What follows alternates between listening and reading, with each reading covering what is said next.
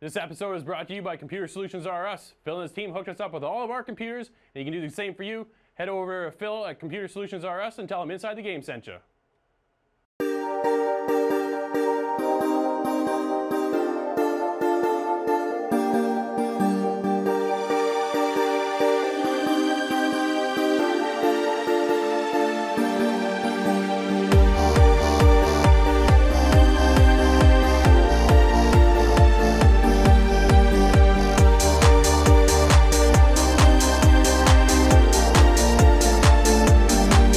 What's up, everybody? Welcome to Inside the Game, your one-stop shop for everything cool in video games. I'm one of your hosts, Drew Beausoleil. Today's episode is full of reviews from the high seas down to outer space. Now, we're also talking to the guys today about where Bungie lies now that they're away from Activision, and EA's kind of in some hot water again with Star Wars. All that and a whole lot more on this episode. Don't forget to be a part of the show over at InsideTheGame.ca. Now, we always start this off in one fashion. You know how it goes. Here's the inside scoop.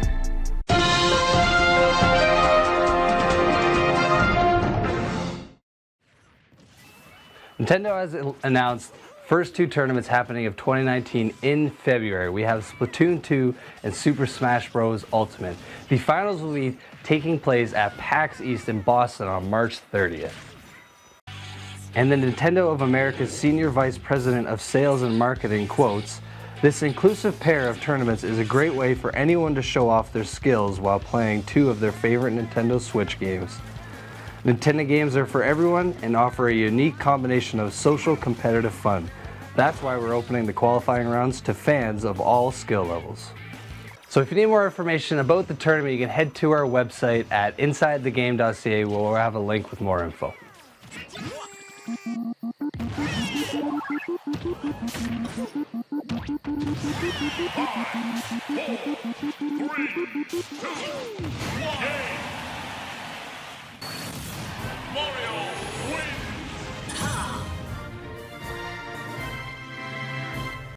Alright, for all of you PUBG fans, the time has come. Vikendi is here. It's a new 6x6 map. It's a winter theme. It is a really smoothly textured map. Some areas are slipperier than others. There's a new weapon coming, the G36C, which is unfortunately going to replace the Scar. I know, I'm a big Scar fan myself. We have a new vehicle. There's going to be a snowmobile. It's a two-seater. It's really good for going over those open, icy terrains. And a new feature as well, the starting out circle, yes, the blue circle of death, is actually going to be a little bit smaller. I would highly recommend that you check it out. Launches today, launches on the 22nd of January, and it's a 13 gig install.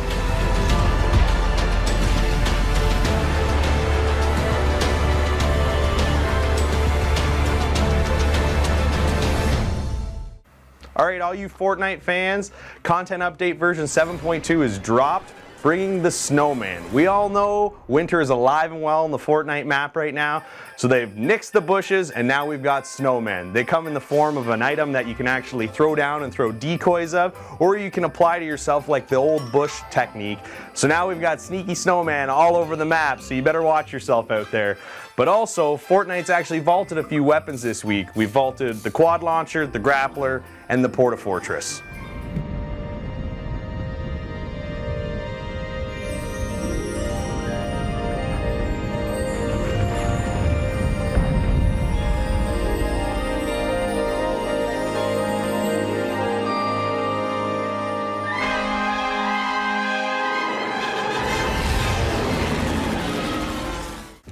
Alright, so Microsoft's version of Netflix, Game Pass, is kind of losing a few titles this week. We're going to lose Letter Quest, The Walking Dead Escapist, Riptide GP, and with Division 2 just around the corner, The Division is on its way out as well.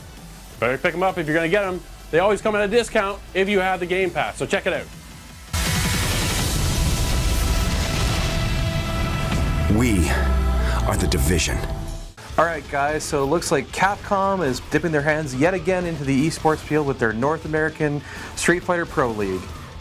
Capcom today announced a new esports series for its legendary Street Fighter fighting game franchise titled the North American Street Fighter Pro League.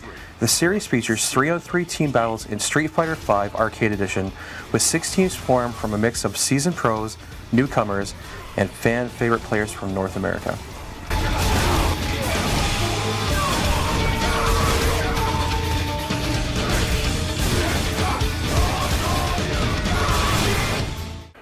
All right, so NetherRealms held a huge Twitch live stream and announced Mortal Kombat 11 coming this April, and they revealed a few characters so far for the roster, like Sonya Blade is back, Scorpion, Sub-Zero, Shao Kahn is a pre-order bonus, and also Ed Boon tweeted out, Nightwolf is back as well. So look for that and a whole lot more content coming from Mortal Kombat 11.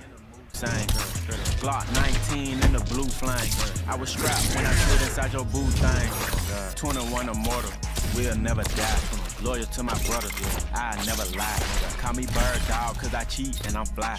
And I love winning, I'm upset if it's a tie. If you ever try to go against the game, we gon' drop it.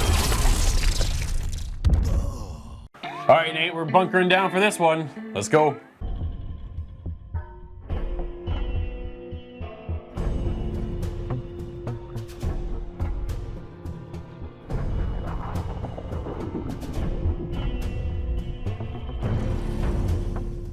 All right, Nate, we are talking about a game that's very unique, pixelated art style. It is down. We are bunkered down in a shelter, trying to survive. What'd you think of this one? So I thought it was a pretty good game. It's reminds me a lot of Fallout Shelter, which I've played a lot of. Yeah, sure. So I can relate to this game a bit. The graphics are. Yeah, I know. I don't want to say they're bad. They're not. It's its own kind of unique style. It's that pixelated art style, right? Yeah. I can appreciate it. It's just not for me, Yeah. I guess you could say. But you kind of feeling this one, or what do you think? So I don't know. I wasn't a huge fan. It didn't hook me like a lot of other, like Fallout Shelter, man. I don't know how many hours. I know it's pathetic. Really? Hours I sunk into that on my Xbox, but I couldn't put it down for like a little while. But like this game, I don't know. Maybe it's because it was Fallout. I connected to it a little more so that way, right? But even the art, like I just love that art style. Whereas this is just the pixelated art style isn't for everybody, right? It's there. It brings me back to like Nintendo. Yeah. Way back, the original Nintendo days kind of thing, right? So you get that feel. But the whole point of the game is to survive. You can go with scenarios, or you can go on survival mode. Yeah. Now, I tried survival mode, and man, that was tough. And it was, so I picked my family, which is cool. I like that you can completely customize your family. You get 2 adults and 2 kids.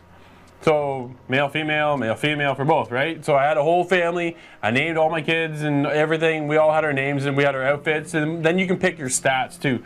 Athlete, or like you can be just a bozo. heavy sleeper. It was comical. I was laughing through some of it, right? It was really good. I thought the writing itself was really well done. So I did enjoy that part. But the aspect of the game of going out, gathering resources, I wanted to actually venture out when I sent them out. Instead, you go to an expedition, set up your mission, and then you send the guys out. Yeah. And then they'll radio back in and say, hey, I found this place. What should I do? Okay, we'll go check it out. Okay, hey, I'm in this place. Now what should I do?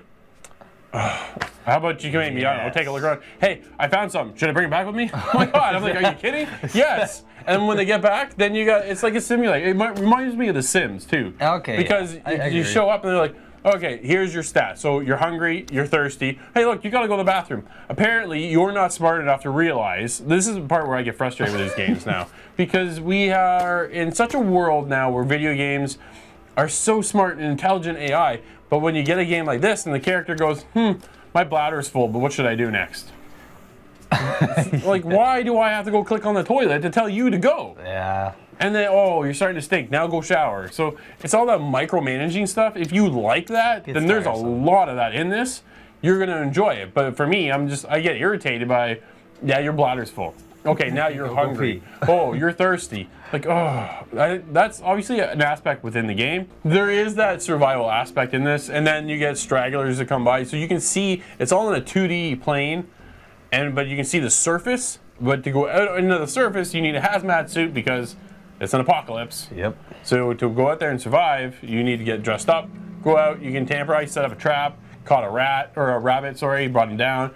But there's a whole bunch of things to do, but I found a struggle trying to manage my base because there's only certain spots you can put everything. Yeah. And when you start to overpopulate that inside of your base, I get it, but when I can't even put a mop and bucket, I was like, man, my kid, so the one kid was, what happened? He became sick, like super sick. He's being sick everywhere. And I went to craft a bucket, which I could. I had the material to do that. Yeah. But then I had nowhere to put it. So I couldn't even clean up the mess he was making all over the inside of my shelter. Like, it was from one side to the other. And it just burned all down. And I had enough that I made another bunker underneath. And I moved it over, so then I have the toilet there, and I have my shower there, and well, he's being sick right there. And, like, I can't even clean up because I don't have anywhere to put a bucket. It was just, That's a little silly. oh, it was frustrating. But on a kind of a different note, it is a good addition to the Switch, though. It's very much a handheld, Oh, yeah. take it on the go, kind of spend a little time here and there kind of game. That's one thing I do appreciate about this game, for sure. It's because you're able to go in for 5 minutes, micromanage, and then take off. Yeah. Right? So, yeah, there is that, ooh, I got 5 minutes to kill. I'm going to grab sheltered, go in, see where my guys are at, maybe get them out to an expedition while they're gone. I'll come back later and see where they land and find them, whatever. Sometimes you actually get encounters, though, while you're out there, and then you can interact. Like, there's me, there's the guy. I have both adults, so I left the kids at the shelter. Parenting 101, don't do that. So I took off with the parents. We went and we went to one place and we encountered some other girl, but we didn't have any weapons. And this girl, I think she had a knife or a gun on her. Oh, so we just, but then you had the option of you can either fight her and see how you kind of fare, or we take off, and we just left. I said flee. We didn't have any weapons. I'm like, I'm not gonna survive this. I just got 2 kids back at the shelter, so we split. But yeah, I like where they're heading with this, but. I don't know. What do you think? Just missing a couple things. Just a hook of some sort, right? Yeah, but again, the price point too. It's only $15, so for that price, it's pretty. That's good. It's a good addition to the Switch. I like it being on a Switch versus more on the Xbox One and the PS4. Yeah.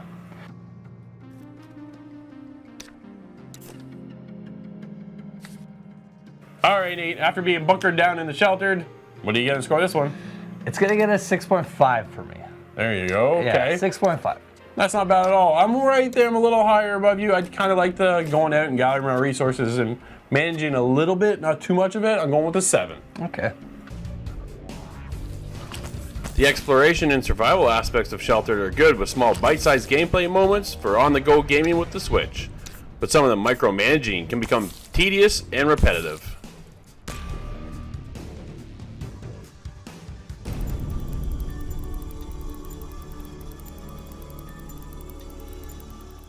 All right, guys, get your hand-eye ready for Future Grind.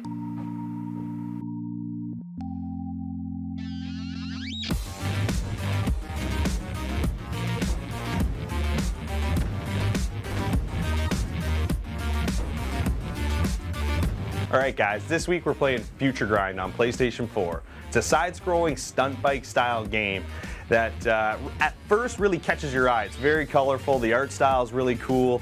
The way the game plays is very fast across your screen. There's lots of visual stimulation when you start this game right up from the beginning. So the basic concept of this game is you get this stunt style bike, comes with 2 different color wheels on it on your screen, and the objective is to get from point A to point B as you progress through these different style levels that this game has. But the main aspect of the game is to chain tricks together to gain a higher score while you grind along these rails that are kind of positioned along the screen throughout the stage. And the way you play it is that your stunt bike wheels have different colors depending on where you are in the game and kind of how you progress through the game as it gets more difficult. Your wheels become different colors, and what that means is those colors actually correspond to what rails that your bike can grind on.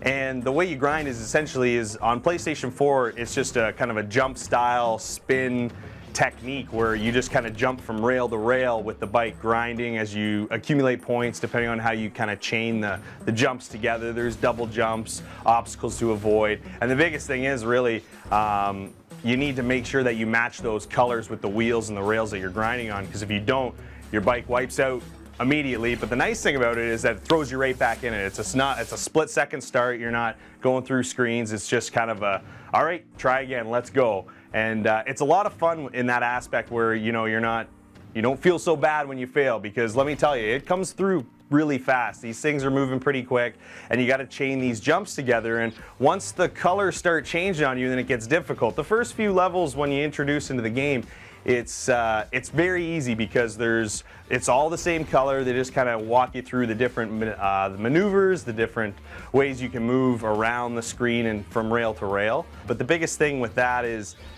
as it goes on, it feels repetitive, but then they start switching up. The levels start changing. It's not so linear where you're just kind of going up and down different levels. The level actually starts kind of moving around on you, and the rails are shaped and they're curved in ways where now that your jumps, you're having to time your jumps almost so precisely that there's only one spot on that rail that you can make that jump to land on the next one.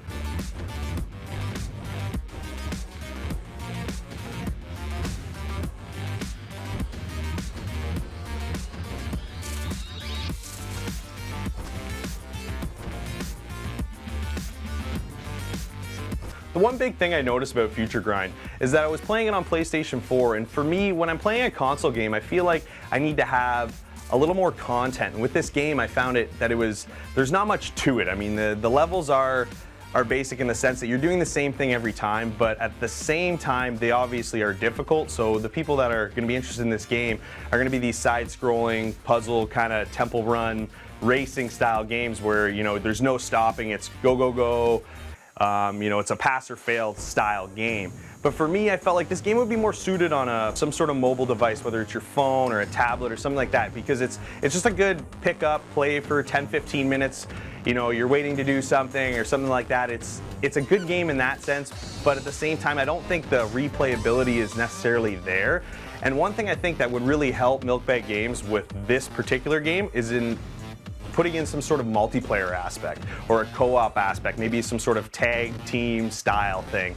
Because this game would be a lot more fun to play with somebody else, and unfortunately they only allow a single player kind of one solo career all the way through as you progress through these tracks, and I think that hurts this game because nowadays all games have some sort of multiplayer aspect for the most part. Obviously we've got our big story-based games, but when we're looking at time waster style games, if we can get some sort of co-op or multiplayer, I think this game could really shine.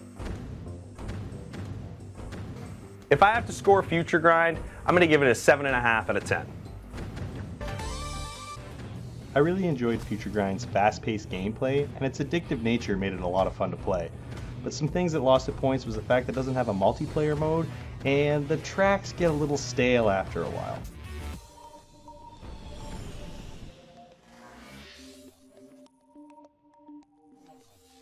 All right, so we are back for another Game On segment. Mortal Kombat was just announced, so to us, this kind of made sense. We're going back with Mortal Kombat X.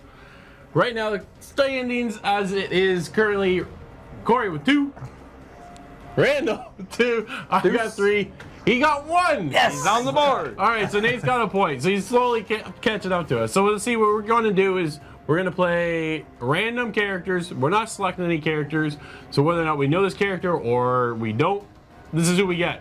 And it's winner moves on, right? Yeah. Yes. All right, so Nate and I are going to start. Winner from us will move on, and we'll fight Corey or Randall. So here we go. So random selection. I got. Who do I get? I got Milena. Who'd you get? Oh. Kung Lao's son. Yeah, that's gonna be interesting. Kung Lao? No, Liu Kang. All right, and then we're gonna pick a random stage as well. Whew. Yeah, ready? You gotta pick a random as well. Sorry, I thought it all was good. X. Quan Chi Fortress. We got it. We were just there. Actually. Wait, we just played.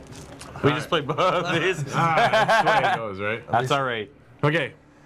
You nervous? Yeah. I mean, I play as this guy. I don't want the sweaty controller. I don't know. Now, so we don't know these moves. We don't know these characters. I haven't even played this game. It's been a long couple time years, since I. Oh man. Psych, we're all experts at this game. No. Can't you tell? Yeah. Let the cheese start. Oh, yeah. Well, there it is. Ah. Everybody's who is an actual fighting game or fighter is gonna cringe watching us play. Really? Found your move, eh? Yeah.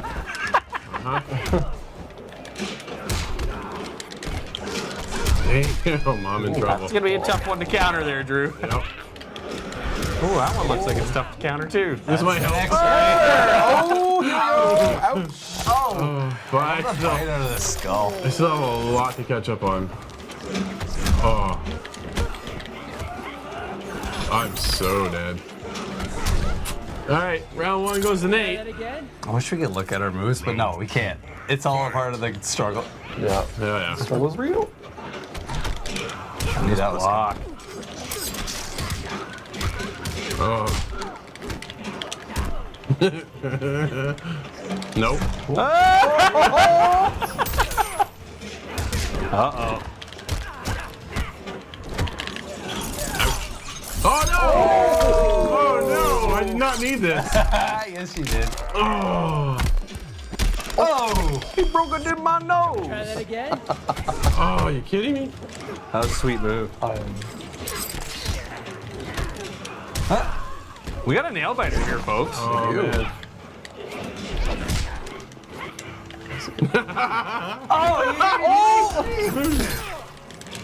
Oh!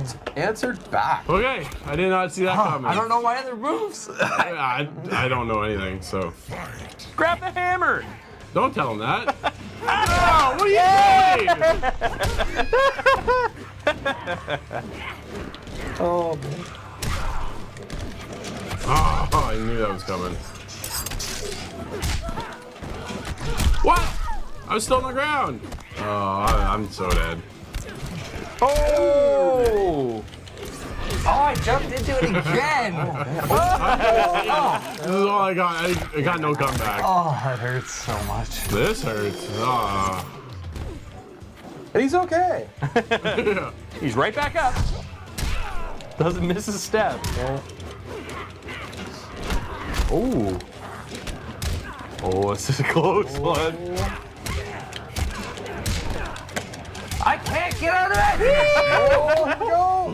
What's gonna be? Grab. Yeah, I was just gonna. I know. I shouldn't have won that one.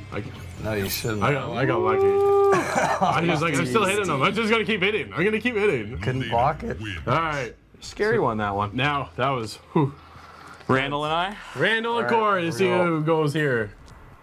All right. I apologize, folks. Randoms. I offer no good moves at all. I got Katana again. Interesting. Oh man. Hey, disadvantage, Corey. I don't know what you're talking about. The Cove. I pressed it. Oh, okay. Quan Chi Fort. Like, come on, guys. The same Okay, there we 4 go. maps The we Cove. played all night. I like the Cove. The Cove is a Cove's cool cool. place. It looks really cool. Yeah, I like the body that float up. You time it right. Robin, go. Okay. You're going down, Randall. Good luck, Corey. Thanks. You're gonna need Look, it. boys. You never know. Let's see what happens here. Oh. Oh, that's not a good start. Nice. Yes, keep doing that. Yeah, what was that move again? I don't know.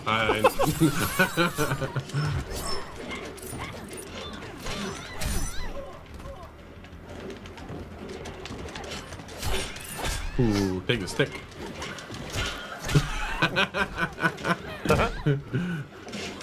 This is what I like with fighting games, because you can either spend the time, focus, learn your characters, learn the combos, learn the moves, learn the finishing moves, Or just have fun. or we can just come in like a bunch of morons like us and just kind of bash a bunch of Yeah. buttons. Oh, that was fancy. Oh, man, what are we supposed to do about that one? Randall getting fancy. Oh, well, you smashed me good, bud. Oh, Answer. Corey. Corey's answering back. Oh, you're so close. You got your X-ray though, right? Yeah. All right. And don't use it right now, though. He's ready. Yeah. Wait till you catch him off guard. Like now. Like now. No, Yeah. Keep messing with Corey. Man, that thing is brutal. Oh, Katana's fans a are a beast. weapon and a half. Nice. Oh, he broke it. Nice. Oh, here we go. Nice X-ray. Oh, right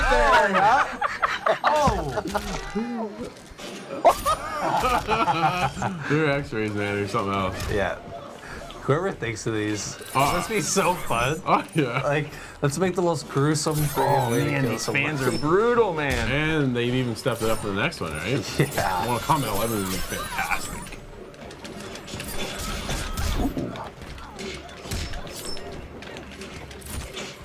Corey, you're so close.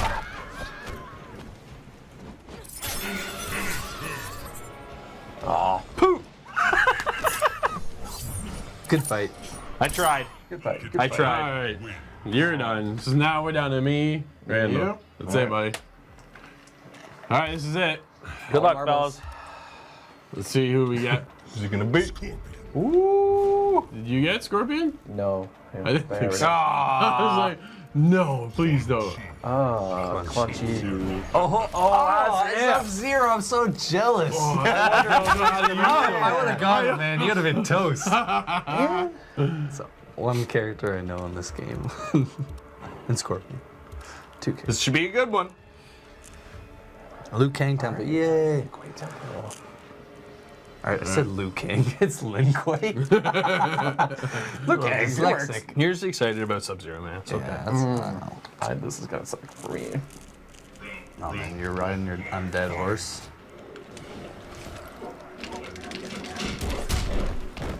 Off to a great start.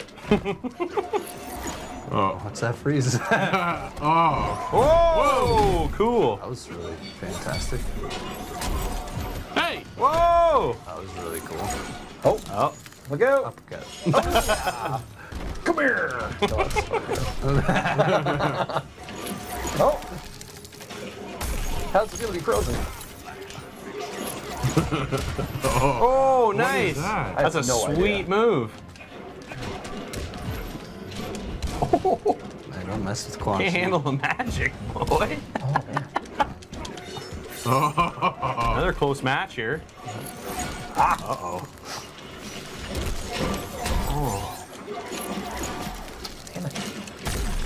Ah. I'm still gonna ride this. I can taste the cheese. Close one. Oh, come on! Come on! Take the Titan down!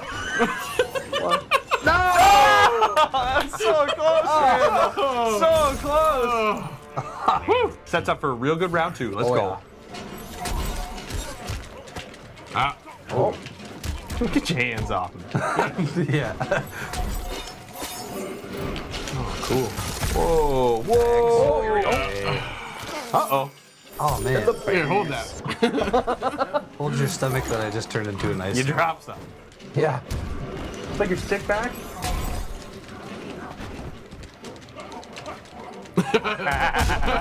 Just practicing. Quick intermission.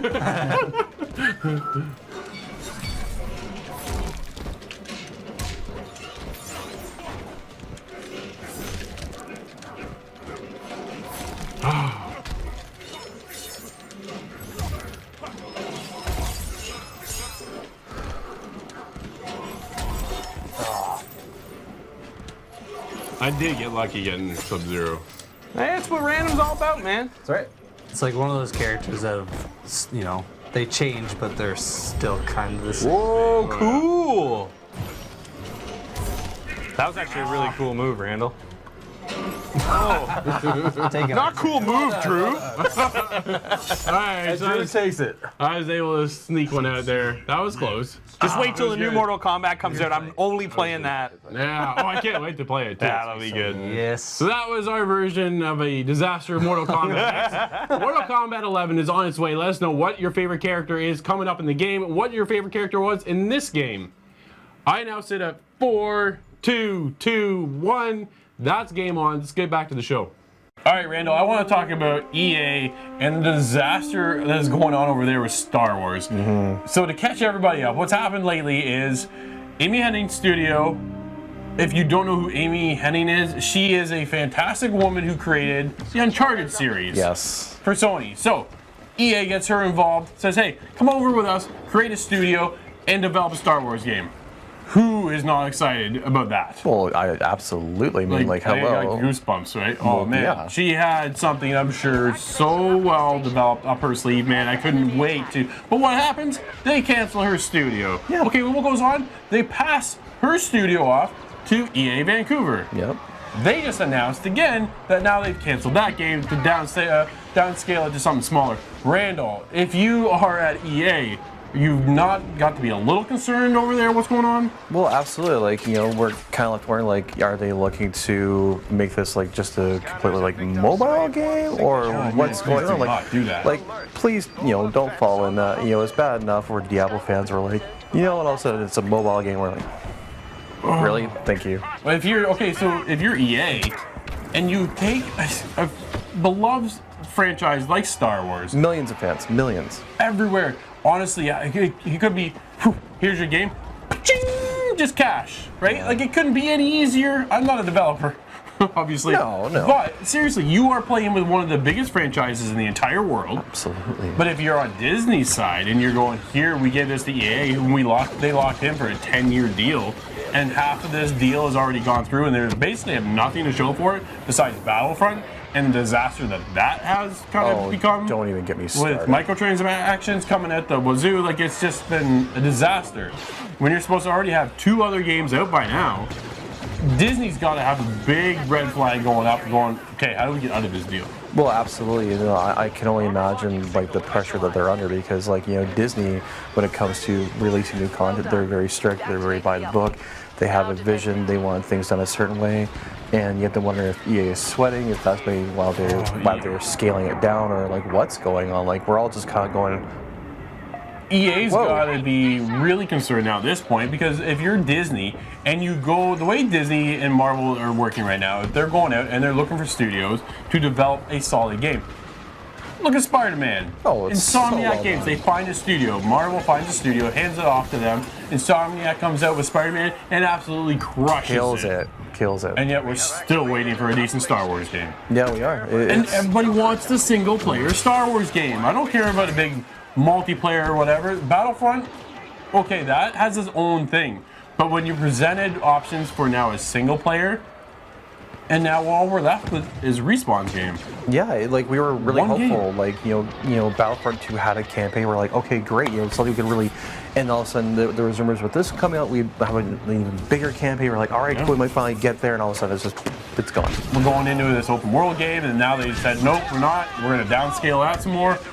I've got to have more red flags going up again from Disney.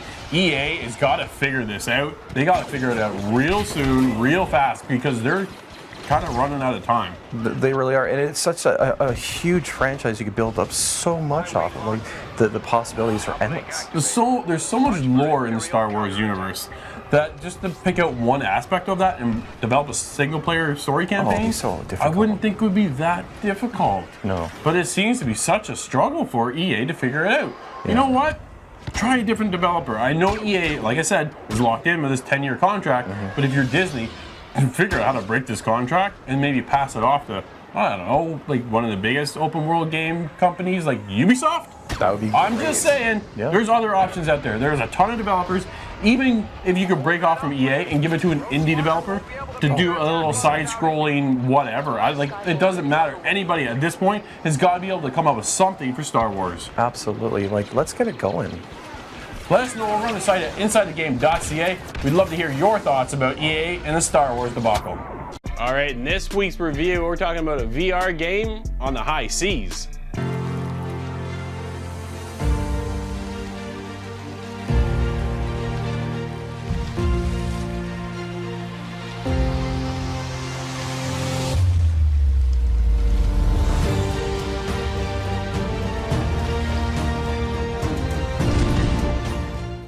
All right, this week I jumped into the Oculus Rift to play Furious Seas, a VR game on the high seas, kind of a spin for Sea of Thieves.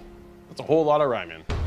Either way, I'm out on the ocean with my crew. I was only in a sloop because I'm a one-person crew, but the idea is to build up resources and gain gold, and then you can buy a sloop and a galleon and a bigger ship. It's just to start, you start with your sloop, very small, a 4-man crew, and there isn't a lot of motion. And I honestly think that has a lot to do with having the ability not to get motion sickness. Because when you're playing VR, as always, you're worried about that motion sickness. And being out on the seas, not only do you fear seasickness, now you got motion sickness while you're out there as well. But because you're so stationary, you're only at the wheel, and you're moving the wheel around. You're ringing the bells to tell your guys to drop the sails or raise the sails, and you're battling against other ships. And honestly, that was basically it. There is a story of revenge here is what's going on. You've been set up and you're out to kind of capture back and go out for revenge and seek gold and just sink everybody else's ships. It's fun, but it gets very, very repetitive very quickly. And I found that was the biggest part and the biggest letdown to the game is the struggling part of I'm doing it again. I'm out of the ocean, you're in a different section of the sea maybe, but it's the same concept. Here goes more ships. You may steal the wheel or steer the wheel, but you're gonna grab the gun and you're still gonna shoot at the same ship. And then eventually you can get other little barrels and you throw barrels off the ship and stuff. It's very cool, very responsive, but just not enough.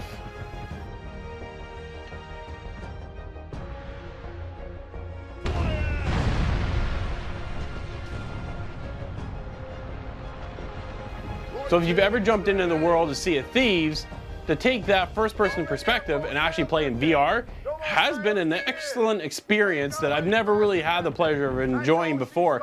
It does have a different take to the typical Sea of Thieves feel. You aren't doing as much in this as Sea of Thieves, and that's, I think, kind of one of the other aspects that I lose that connection. Sea of Thieves is so much about managing the ship and customizing the ship, and there just isn't all that here. This is an early build of the game, and the developers are working on bringing these aspects to the game. So hopefully further down we can experience some of that more customization to the ship. I want to obviously customize my sails, my wheel, all the kind of things, maybe my crew. A lot more needs to be done to the game, but there's a solid foundation here to playing something like Sea of Thieves. Furious Seas is a great start to a VR title that just isn't out there right now at all. So if you're curious about jumping into the seas in VR, Furious Seas is worth your shot. So jump in there, you won't get seasick, which is even better. Fire!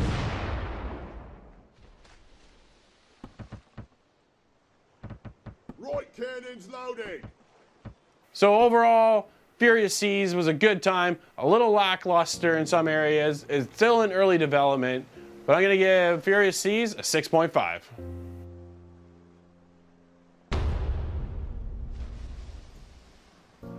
A new and fresh experience of the pirate life in VR is exciting, but the repetitive gameplay was less than desirable. Fire!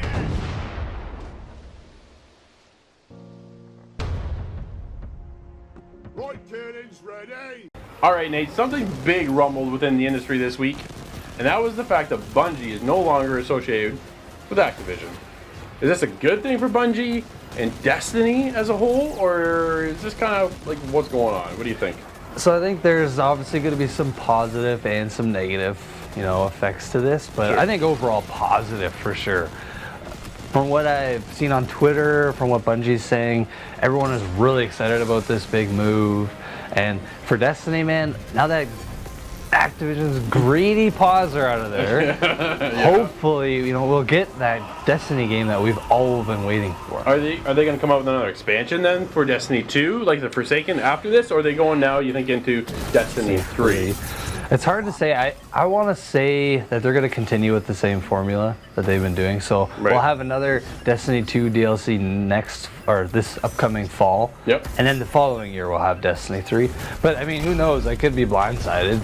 But New title? Bungie now that they're out of Activision? Yeah, I think that, like from what I read, there's a majority of people in their stuff is working on Destiny, but they do have something kind of in the works, which I'm always excited about because Bungie's 2 and titles are pretty much my favorite things, Halo and Destiny. So yeah, well, it's just it. Halo. They started with Halo, right? Not initially, but Halo is where they kind of exploded, right? Yeah, that's when it went from like this company to exactly up here, and then all of a sudden Activision comes in, gives them a sweet deal and lures them in, which granted though gives them the ability then for extra marketing, extra budget, bigger just bigger enhancements for the game and for gamers, like for us, right?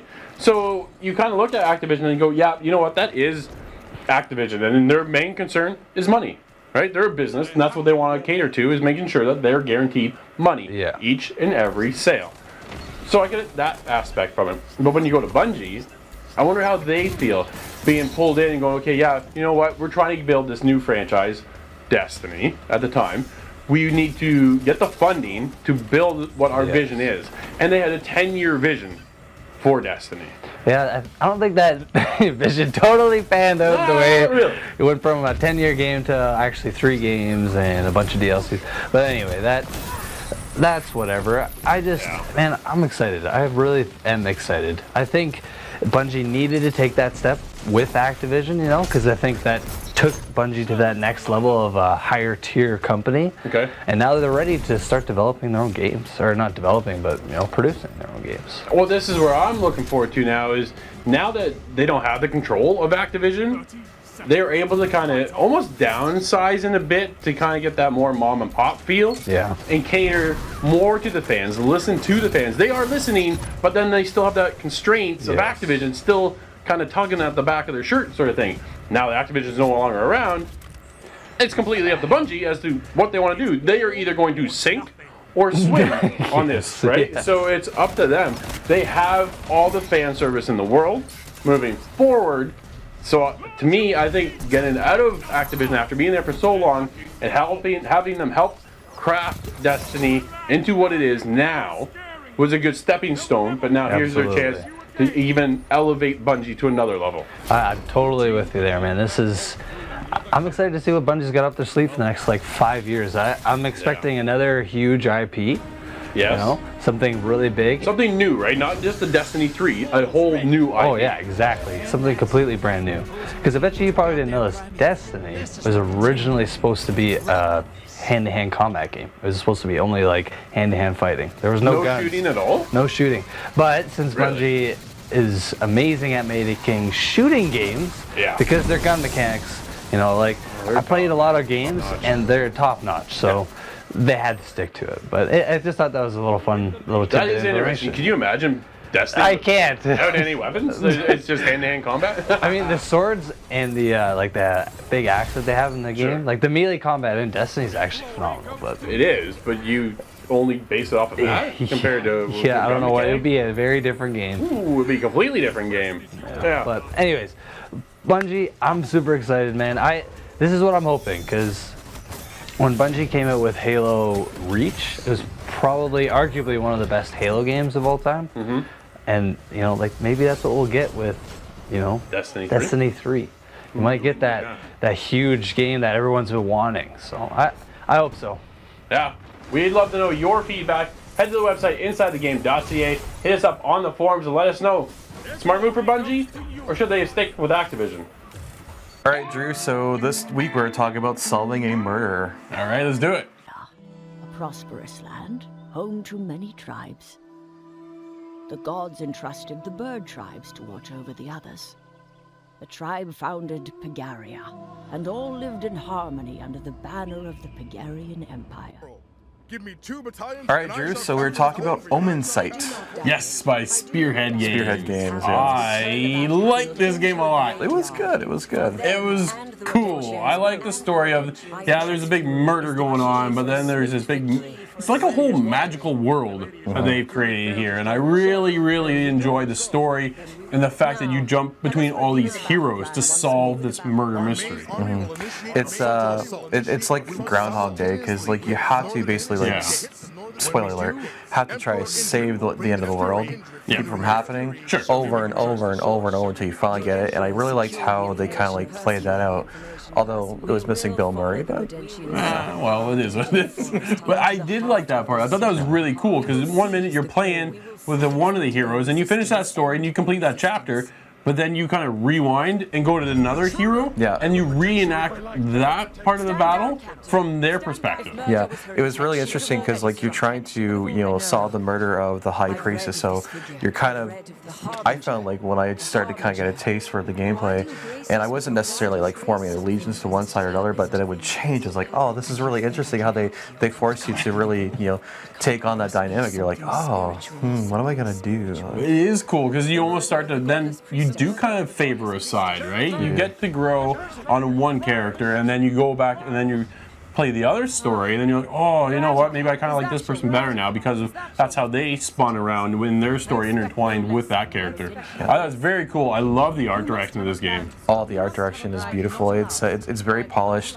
It's cartoony, but it's not like, it's really hard to describe it. It's like a fantasy genre, kind of like what Armello was. Yes. But like they take it to like just the next level. It's kind of got this like a bit of a Disney Pixar feel sort of aspect to it, right? One aspect I did have a problem was with the camera angle. When you are fighting, and as fluid as the combat feels, when that camera it just spins around, it just puts you in awkward positions at times. It really does. There's one part where you're on a kind of like a conveyor, and then you're trying to hop over and prevent certain things that are happening. I won't say well because I don't want to spoil too much. Yeah. And then it was just, the way that the camera would pan back and forth, I found it very kind of like intrusive, and you're like kind of like really trying to see what's going on. Yeah, sometimes you're in close, and other times it pulls back. Way back. It pulls back to kind of give you a grander feel of the area, but sometimes it pulls way far back that you miss part of what's actually trying to go on, and then your platforming is just not responding the way it should be. No, and I wonder if that was like deliberate, because like one of the features was like this kingdom that's ran by rats. Yes. So you have this impression it's not very big, so you wonder if they really scale back to try to present more of a grandiose sort of like feel, because you don't know how big the level is, but. Yeah, the levels themselves aren't that big, but they try to make them feel bigger than what they actually are, right? Yeah. But I love the art style. I love the combat. The camera was a bit of an issue for me, but the story and the characters they're so magical. I love the storytelling within the game. Yeah, the character development in the story is just, that's where this game really shines right there. Like right from the moment where I started, the beginning of the game, I was like, oh my god, like what just happened? But then it kind of like, reboots, Rewinds, and then you're like, oh okay, and then you start playing, like the character development, plot development, just really right from the get-go. It's really good. Keeps you kind of on the edge of your seat, wanting to know where your other heroes and their perspectives kind of all fall together within this game. Absolutely, absolutely. So Drew, if you had to give this a rating, what would you give it? Omen Sight for me is a polished game with great fighting mechanics. The controls are good, the storytelling is fantastic, the art direction I absolutely adore. For me, Omen Sight's getting an 8. I was close. I was going to give it about a 7.5, but for me it was more the, like you said, like certain mechanics, like camera angles, what have you, kind of took a little bit away, but yeah, the art style is very polished, and it was just really well done. Nice. Definitely give it a try. The art direction and theme of this murder mystery set it up to be a classic. Camera angles can be tricky at times, but its intuitive and responsive gameplay make it a fun experience. Is something wrong with your sword?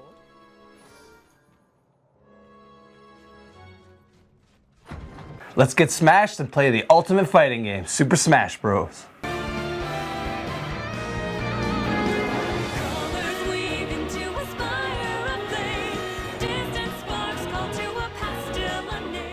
Alright Drew, so we got hands-on with Super Smash Bros. Ultimate for the Nintendo Switch. What did you think of this chaotic fighting game? Honestly, I feel that's the biggest issue for me as a fighting fan of the genre as a whole. To get hands-on with Super Smash, I was really looking forward to it, but it's just nothing but chaos for me. It is a different take on the fighting genre when you're coming in from a guy like myself who is an Injustice guy, Mortal Kombat. They just announced Mortal Kombat 11. Like, I'm over the moon excited for these games. Yeah. Street Fighter, Tekken. I grew up on Tekken. Like, so when I come from these two-person fighting games, side scrollers, where I've never really been into the Smash genre, so I feel like Smash is its own fighting genre as a whole. When you're comparing it to more of a, I don't want to say more complex, but it kind of is when you're going Mortal Kombat with combos, or Injustice with those guys, right? Like NetherRealms, they're just two different takes on the fighting genre. Smash has its own colorful world that they've created, and the level design is fantastic. The characters, there's so many characters. Oh, it's insane, man. The amount of characters and maps in this game, that's what has me really happy about this game. They've listened to the fans. They're like, all right, you want all these characters? Okay, well, we're gonna give you every character and a ton more. But the way you unlock the character, I can't stand that. So I'm kind of a hit and miss thing on there. Because I agree, you know, it wouldn't be bad maybe if they had like more of a story mode and that you beat the story and unlock the character. Like how would you have rather have unlocked the characters?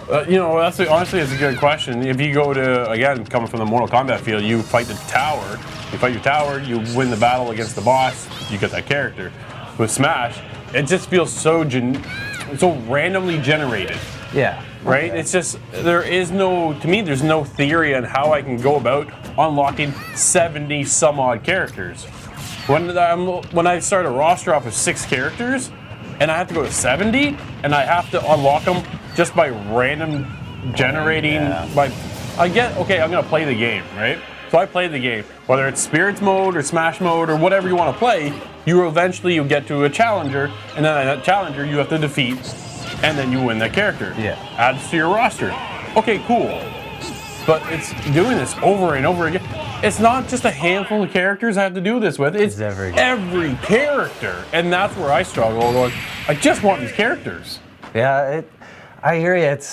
It was a tough call, I think, probably on their part on that, with the direction they wanted to go with having so many characters. Sure. And so like I'm on the fence with you, man. Like I'm kind of like I don't like it, but I kind of like it because it adds to, you know, it's not like everyone has the same character unlock progression, right? So no, everybody's different. Yeah, so like that was kind of nice for me. I got lucky. I got my favorite character is young Link, and I got him within, I think, like 5 or 6 unlocks. I'm still waiting for Solid Snake, right? Like we fought him once and we lost, and I haven't seen him since. Yeah. Okay. So the nice thing is with the challenger mode. So if you lose the fight after you play for a bit longer, it prompts on your menu screen the option to redo the fight.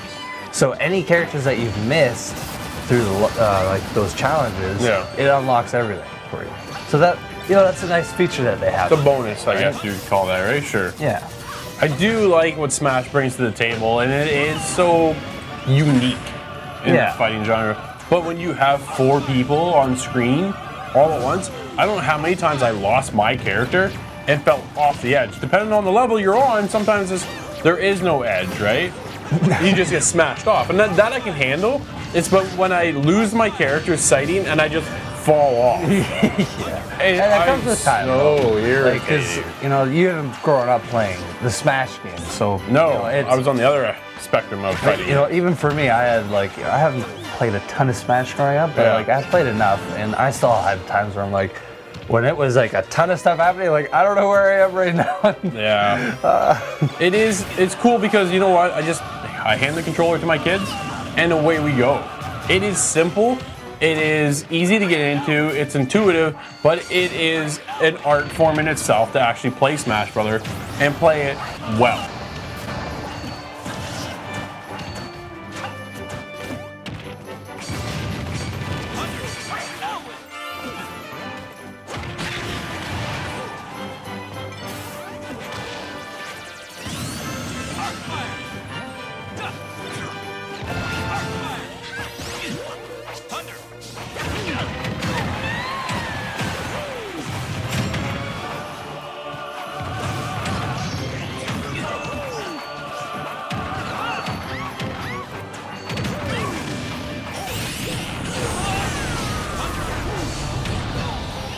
So Super Smash doesn't have your typical kind of campaign that you play through and do this kind of basic story and whatever. They have the Spirits mode, I guess it's called. It's an interesting spin on a campaign story kind of thing. It's almost like a platformer sort of story campaign. Like, I don't even know how you really describe it. It's unique. It's unique, and I give them credit for that, but honestly, one thing I loved about the GameCube Super Smash was I loved playing the story. It was just like a little basic thing, but it was just something about that was just, I felt like this game is missing. It helps you kind of connect more with the characters. Yeah. Right? Everybody loves the Nintendo characters, but because the roster is so big, maybe they couldn't kind of cater that campaign. Okay, that's fine, but then pick out some of the main characters. Like, you're going to get your Mario, your Luigi, like your Link, and those solid characters that everybody knows, Donkey Kong, whatever. But maybe cater to those and form your story. But this Spirits thing was just weird. Yeah, it just wasn't what I wanted, I guess, you know. It was like almost like watching like a board game unfold as it kind of progressed and I didn't really care for it. Yeah. It was unique, but it wasn't good enough when you go up against Mortal Kombat with their stories they're coming, and the Injustice story. Even Street Fighter's got a story, and Tekken has a story, like, and they have solid campaigns to play through to learn your characters. With Super Smash, there's just no learning any character lore or nothing here. No. Which felt really empty to me, unfortunately. Yeah, I totally agree with you, man.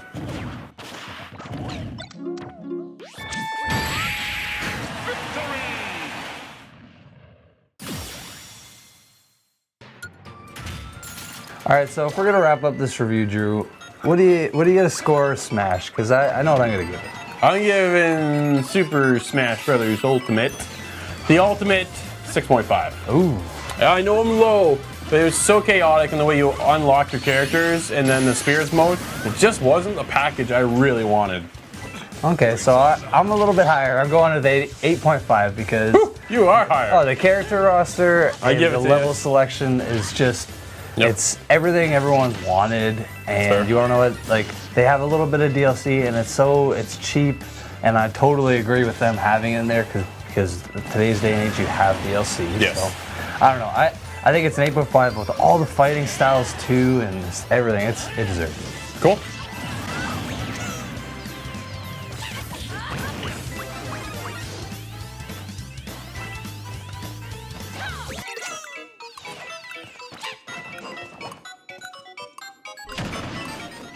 With outstanding level design, more characters than you can imagine, and easy to pick up and play mechanics make Super Smash Bros. Ultimate a couch co-op haven. But the character unlock system was disappointing, and Spirits mode was a miss.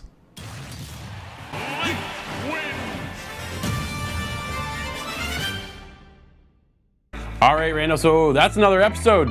Each and every week, you guys hit us up with one of your clips at InsideTheGame.ca. Randall, who we got to highlight this week? This week we have Luke is Awesome 674. He's killing it up in Fortnite. Check it out.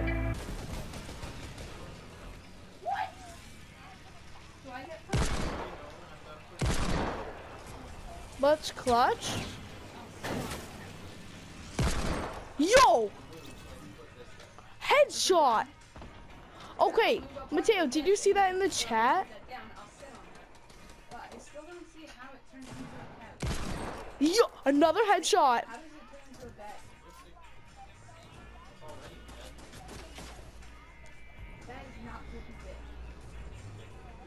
Yo. Okay, next. Bro, I've already gotten 2 headshots with this. Yeah, don't waste your mats with these boom boxes. Where? Which tree?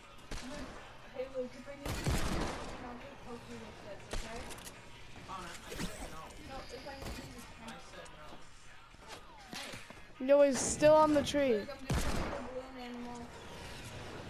Okay, guys, he's on the ground. Okay, bud. Got him!